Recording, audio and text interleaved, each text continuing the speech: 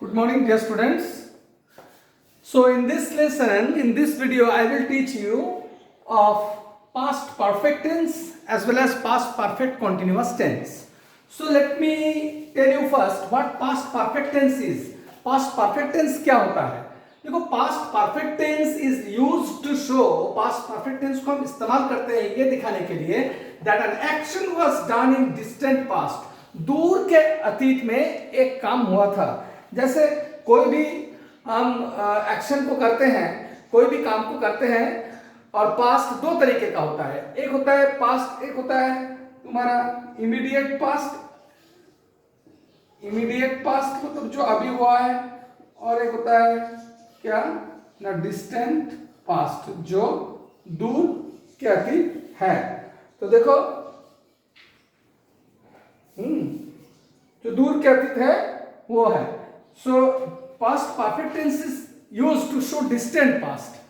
देखो इसका फॉर्मेट कैसे लिखोगे.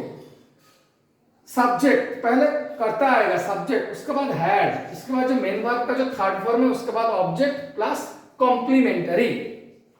कोई काम तुमने एक हफ्ता पहले, एक साल पहले, एक महीना पहले, 2-4 महीना पहले, पिछले साल 10 साल पहले तुमने किया है, तो फॉर दैट इसके लिए तुम पास्ट परफेक्ट टेंस का इस्तेमाल कर सकते हो. With the help of this format you can build a past perfect tense. Okay, so now let me write more examples for you so that you can make out past perfect tense. Okay, जैसे मैंने पिछले साल एक cycle खरीदा था, तो आई देखो subject हुआ. अब उसके बाद हैड, अब खरीदना को बाई बोलते हैं, बाई का थर्ड फॉर्म लिखना है. बॉट, ऑब्जेक्ट व्हाट से क्वेश्चन करो, व्हाट डिड आई बाय, मैंने क्या खरीदा था, एक cycle last year. So this is past perfect tense. Okay, now I am going to tell you about past perfect continuous tense. You already learned present perfect continuous tense, so there is a little bit of similarity with present perfect continuous tense. If you have learned present perfect continuous tense perfectly, I think it will be quite easy for you to understand past perfect continuous tense. देखो past perfect continuous tense. अच्छा, past perfect continuous tense हम कब इस्तेमाल करते हैं.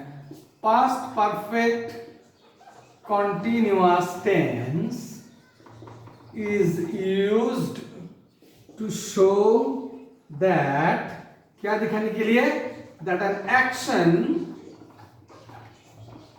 started some days, months, hours, years ago. कुछ महीना, कुछ दिन, कुछ घंटे, कुछ साल पहले कुछ काम हुआ था. एंड आफ्टर कंटिन्यूइंग, ये कंटिन्यू होने के बाद इट स्टॉप्ड, ये रुक गया. इसको बोलते हैं past perfect continuous tense. So what should be the format of building up sentences in past perfect continuous tense? You have to know it very carefully. So I am giving you the format now. Take a look at the format very carefully. At first you will write subject, then you have to write had. Whatever the subject is, I, he, she, जो भी subject हो तुमको had देना पड़ेगा. उसके बाद been, उसके बाद देखो main verb plus ing, उसके बाद object, उसके बाद for या since. मैंने तुम लोगों को for या since के तुम लोगों को यूज के बारे में बताया था. समय के ड्यूरेशन बताएगा तो फॉर, समय कोई पॉइंट ऑफ टाइम बताएगा तो सिंस. अब देखो मैं एक एग्जांपल दे रहा हूं. मैं 2 साल से कंप्यूटर सीख रहा था. यहाँ मैं 2 साल से कंप्यूटर सीख रही थी। तो एक 2 साल से जब मैं बोल रहा हूँ कंप्यूटर सीख रहा था, मतलब I was learning computer for 2 years and after the continuation of 2 years of my learning I stopped it. मैंने उसको रोक दिया। ये दिखाने के लिए past perfect continuous tense. I had, देखो सब्जेक्ट हुआ आई, देखो हैड देना है, उसके बाद क्या देना है, बीन, उसके बाद देखो सीखना, मेन वर्ब, सीखना को बोलते हैं लर्न, उसके साथ I N G, I have been learning. उसके बाद देखो computer for 2 years, I had been learning computer for 2 years, मैं 2 साल से कंप्यूटर सीख रहा था। तो ये दिखाने के लिए अब मैं तुम बोल रहे हो कि मैं 2 साल से कंप्यूटर सीख रहा हूं, मतलब तुम अभी भी सीख रहे हो। कंप्यूटर सीखने का काम 2 साल पहले स्टार्ट हुआ and it is still continuing, ये अभी भी चल रहा है। तो ये प्रेजेंट परफेक्ट कंटीन्यूअस टेंस हो गया। जैसे मैं तुम्हारे लिए 1 घंटे से इंतजार कर रहा हूं, दैट मीन्स ये इंतजार करने का काम तुमने 1 घंटा पहले स्टार्ट किया and it is still continuing, अभी भी चल रहा है। लेकिन जब तुम बोलोगे कि मैं 1 घंटे से तुम्हारे लिए इंतजार कर रहा था, आई हैड बीन वेटिंग, तो मतलब क्या है, इंतजार अभी मैं नहीं कर रहा हूं। 1 घंटा पहले इंतजार का काम स्टार्ट हुआ और 1 घंटा चलने के बाद वो स्टॉप हो गया। जैसे कि हम लोग 2 घंटे से फुटबॉल खेल रहे थे। We had been playing, object है football, what we had been playing, football for 2 hours, 2 घंटे से इन द फील्ड, मैदान में। हाँ, लेकिन अगर हम बोलते हम लोग शाम 4 बजे से खेल रहे थे, तो ये फॉर नहीं होके तब हो जाता सिंस 4 PM, क्योंकि यहाँ पर निर्दिष्ट करके टाइम बोल रहे हो, इसलिए यहाँ पर सिंस हो जाता।